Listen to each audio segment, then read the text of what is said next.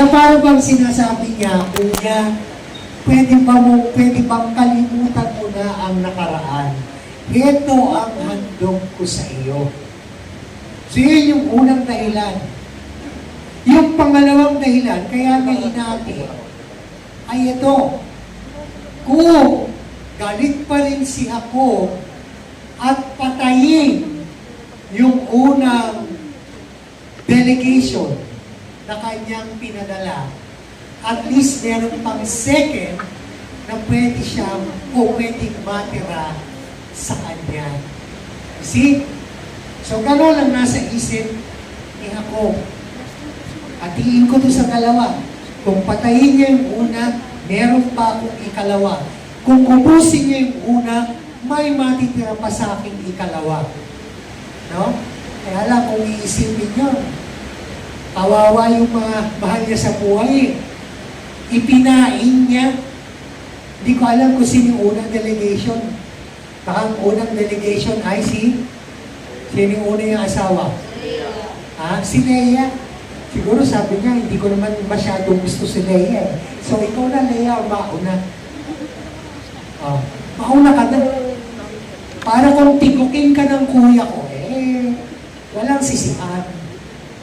Siguro gano'n na nga sa isip ni ako. Kung maubos ka na. Siguro inisip niya, mauna muna yung mga anak ko kay Leia at yung mga anak ko dun sa aking mga utusan. Mauna muna sila. Ayan. So yun ang nasa isip ni Jacob. Pero, nang ginawa niya ito, nang napatawid niya na yung dalawang bahagi ng kanyang mga mahal sa buhay at ng kanyang mga ari-arian at mga utusan, naiwang mag-isa si Jacob. At sa kanyang pagkakaiwan ng gabing yon na mag-isa, merong isang lalaki ang napakita sa kanya at ang lalaking ito ay nakipagbuno sa kanya sa loob ng magdamag. Nang magbubukang liwayway, sinabi ng lalaki, pakawalan mo ako. Ang sabi ni Jacob, hindi kita pakakawalan hanggang hindi mo ako pinagpapala. At tinanong ng lalaki si Jacob, anong pangalan mo? Di ba parang nakakapagtaka? Bakit mo ako tatanungin kung ano ang pangalan ko? Pero si Jacob, sa pagkakataon to, hindi nag-atubili. Sinabi niya, Jacob. At sinabi sa kanya ng lalaki, magmula sa araw na ito, hindi ka natatawagin Jacob, ikaw ay si Israel. Sapagkat ikaw ay nakipagpuno sa Diyos at sa tao, at ikaw ay nanaig. At bilang tanda ng karanasan niya ng pakikipagpuno, hinawakan ng lalaking ito yung kanyang balakang at nalinsad yung kanyang buto at yung kanyang, ano nga yung tendon sa Tagalog, ligament. Ayan. Litid. Ayan. No? At sabi, magmula ng araw na yon, ang mga Hudyo hindi kinakain yung bahaging yon ng mga kinatay na hayop. Dahil nagpapaalala yon sa kanilang ama, patriarka na si Jacob. So ano ang tinuturo sa atin ng bahaging ito, ng kwentong ito? I have to paraphrase the story so that we will be able to appreciate the flow. Naintindihan niyo ba ako? No? Nasundan niyo ako? Nasundan niyo po ako? Okay. So the question now is, what do we learn? Number one, from the experience of Jacob, we should learn to stop playing God. In verses 9 to 12, Jacob prayed. Sa panalangin niyang ito, pinaalala niya sa Diyos, O Diyos, Ikaw na Diyos ng aking lolo, si Abraham. Ikaw na Diyos ng aking amang si Isaac.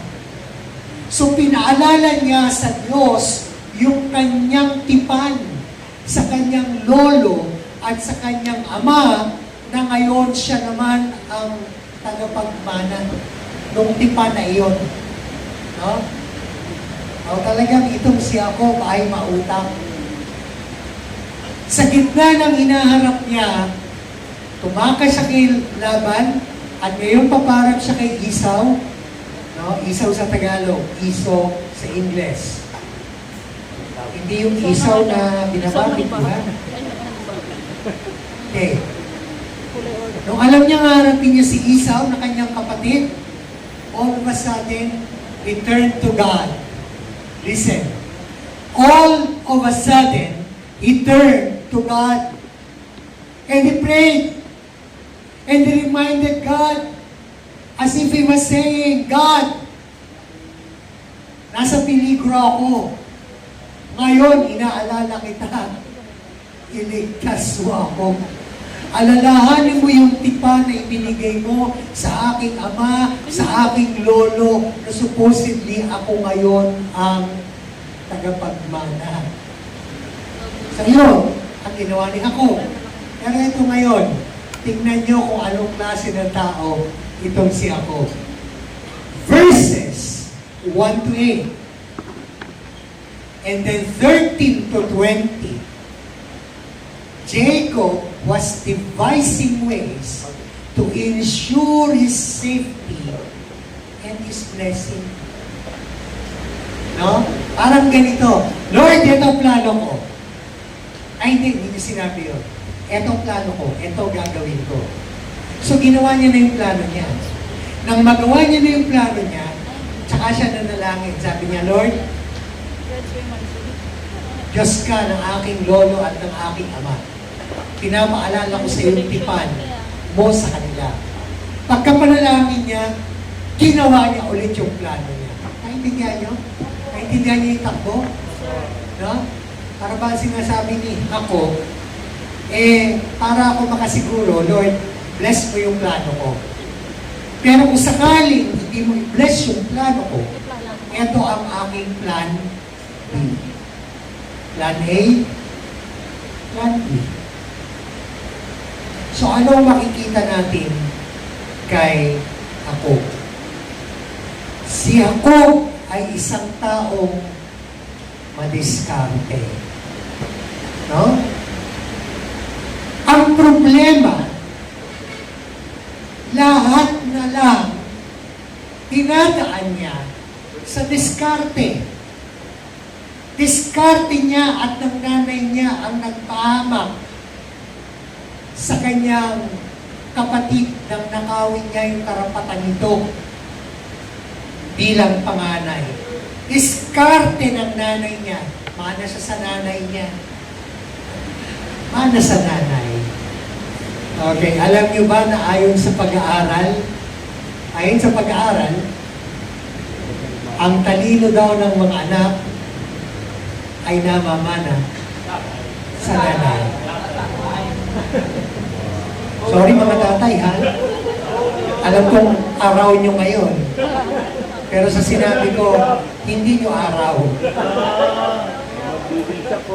Apparently, yes, according to studies, the intelligence of the kids namana sa nanay. Ngayon, okay lang po. Pagpupuhan. Okay. That is, ang tawag dyan, consuelo de bobo. To your consolation. Okay. Sige na, pagbibigyan ko na kayo. Okay. So, itong si Jacob, puro diskarte. Diskarte ko to. Diskarte ko to. Lahat diniskartehan. Alam nyo, ang lalaki, pakinig kayo mabuti, mga kalalakihan. Men are obsessed with control. Kung makukontrol natin lahat ng bagay, kukontrolin natin. Makinig kayo, ha? Makinig kayo. Hindi ko sinabi na porki ang mga lalaki obsessed sa control, walang babaeng obsessed sa control. Marami ding mga babae ang mahilig mangontrol. Pati mga asawa kinukontrol. Pati lakad, pati kasama, pati pupuntahan, pati isusuot, pati gagawin, kinukontrol. Kulang na lang, pati kakainin at isusubo, kukontrolin. No? So, sabihin na natin to, by nature, lahat tayo gusto natin ng control. Ano ibig sabihin? Kung makukontrol mo ang mangyayari bukas, gagawin mo. Tama? Kung makukontrol mo ano ang kalalabasan ng iyong buhay, ng buhay ng iyong mga anak, ng iyong negosyo, ng iyong kalusugan, ng iyong pakikisama sa iyong asawa, kung magagawa mong kontrolin yan, kung matitiyak mo na ang lahat ay maganda, gagawin mo yan. Tama? Tama ba? Ganyan si Jacob.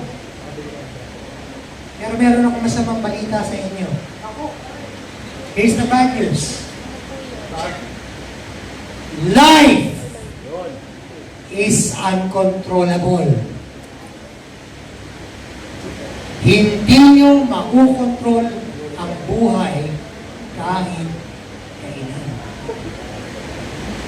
Ang buhay is not just uncontrollable, but whether you like it or not, life is unfair. I'm not a pessimist. I'm not a pessimist.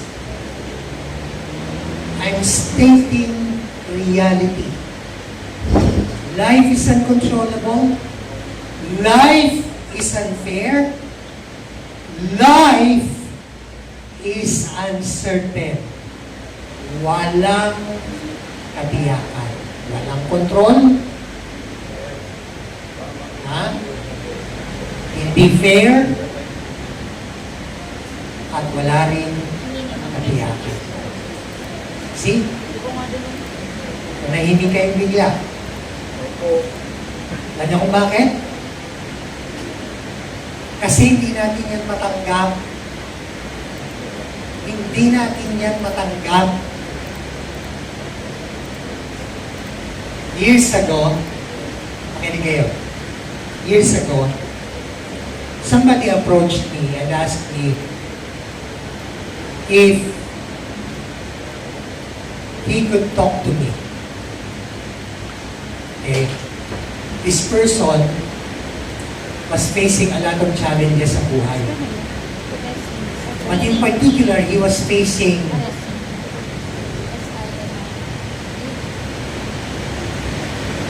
a challenge concerning his son, who was very, very sick.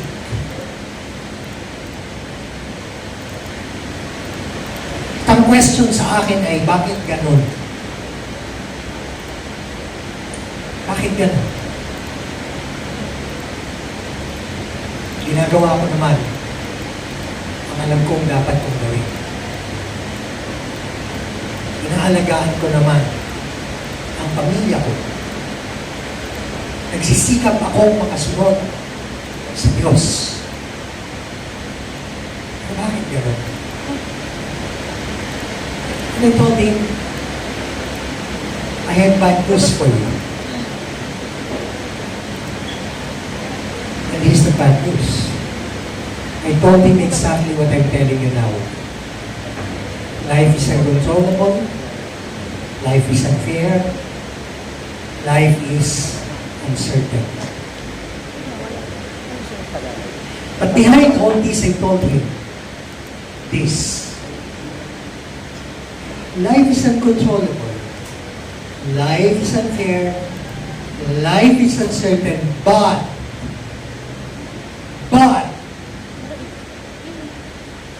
the goodness of God remains the same. The goodness of God can be trusted. And that's what we kept on declaring this morning. Napakabuti mo, Panginoon. Paulit-ulit. So with that, I'm telling you, mga kapatid, tigilan na natin yung pag